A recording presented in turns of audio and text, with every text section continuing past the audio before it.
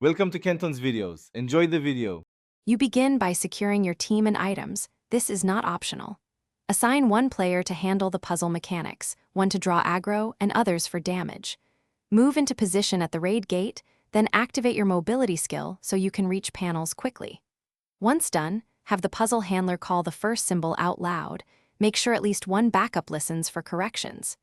This immediate organization prevents wasted wipes and keeps pressure on the raid timer. You now focus on the core puzzle, watch symbols appear and listen to your handler. Move deliberately, do not rush, and press the indicated plates or interact with panels in the precise sequence called. If a plate requires timing, count aloud, 1, 2, 3, then step. Use stuns or crowd control to freeze ads that interrupt the sequence. Once a section clears, reposition quickly to the next zone. This flow prevents overlapping triggers and reduces chances of a reset. You reach the end game. Keep one player finishing the last puzzle while others burst the boss. This division wins time. If the puzzle resets, stop attacking and call a full regroup.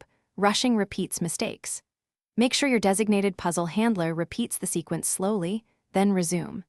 If someone dies or lags, use revive items or mobility to bring them back fast. Having a written call order helps avoid chaos and secures the successful raid completion. Thanks for watching. Consider subscribing if we helped you.